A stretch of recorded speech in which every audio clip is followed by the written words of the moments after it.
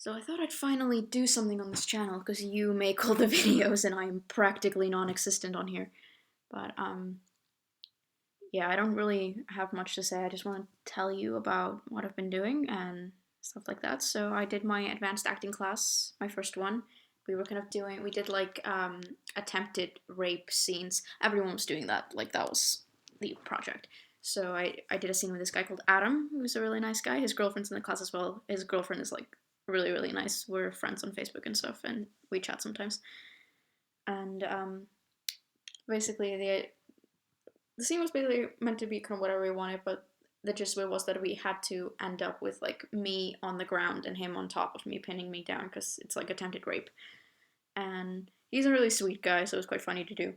And like everyone was doing it, and I have like mild carpet burn um, from it because there's carpets fucking everywhere in the UK, which is I don't get it. Why do you do that?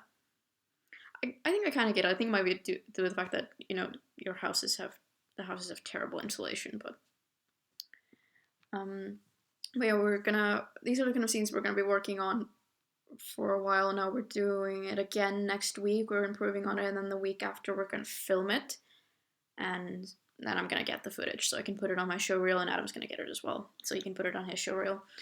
Um, so that's gonna be fun, and I now have representation with the agency, so I might get some commercials soon. I don't know.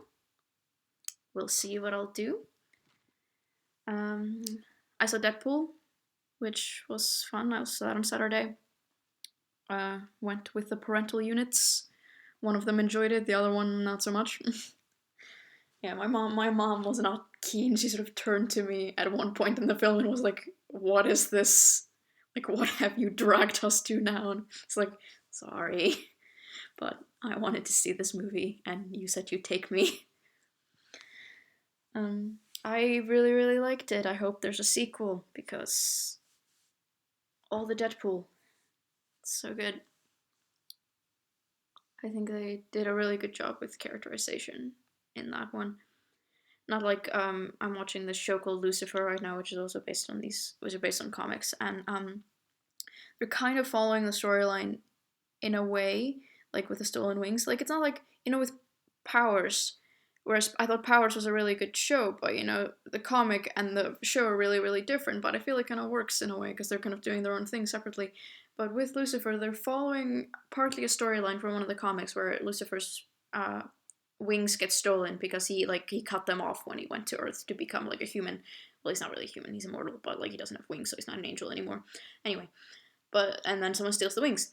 That's kind of what they're doing on the show right now. But their characterization is like incredibly off, like with Lucifer, because they've made him really, really whiny. Like in the comics, he like really resents God. He resents his father for making him the ruler of hell, for making him this evil person, because he's not evil, and he never enjoyed the punishing. He never enjoyed making people do evil things in any way, and he's quite resentful towards it. In the show, he's kind of more whiny and has sort of daddy issues in a way, which is a bit odd. Like in the comics, he kind of deals with them, but in this, he's really off about it. And also in the comics, he's really sort of unabashedly and unashamedly bisexual, and they've made him he's quite straight and womanizing on the show.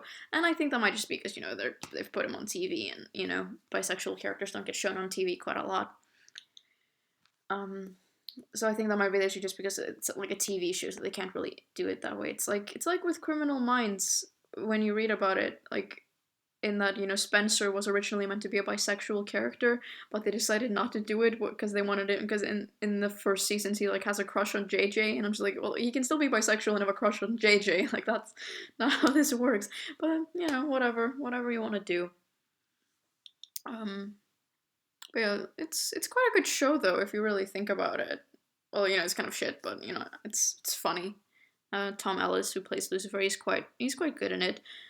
Although he's really sort of pretentious and smart. He like draws like a motherfucker. They've made him just the most stereotypically like RP British person, which is quite funny. Um, what else? Rewatching House. I had a certain craving for House all of a sudden. I think it's because I've been watching a lot of Undoomed's videos, and he uses a lot of clips from House in his videos. I don't know if I've told you about him. I think I've told you to check him out. He's quite fun. And of course, watching a lot of Milo, because he's been doing a lot of debates and speeches lately. Actually, Milo went to the White House.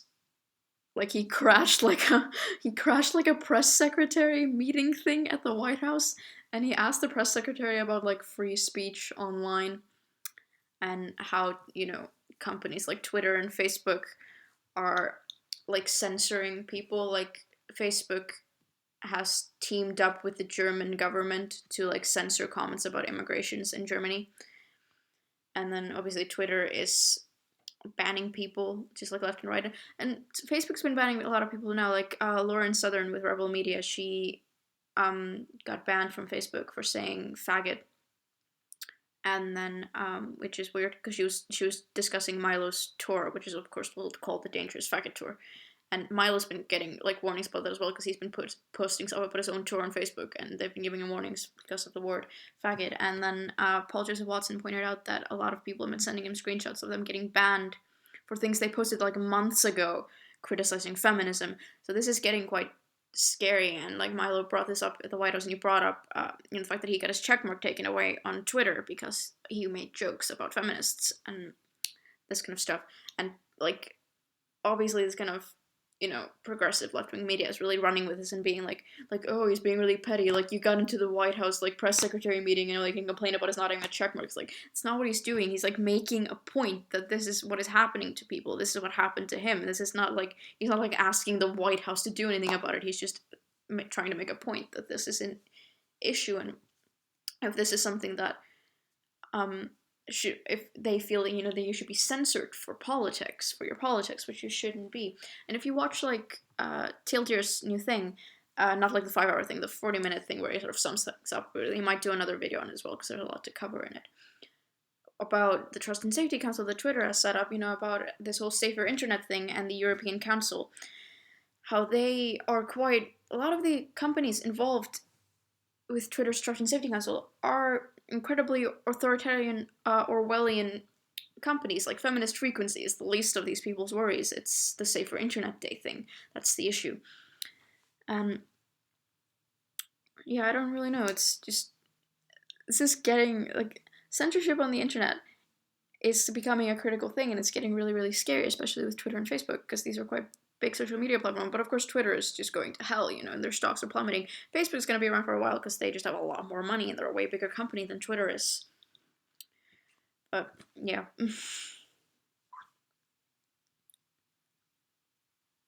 think that's it for now. I will see you in a couple of weeks when I go home for a bit, so that's going to be nice.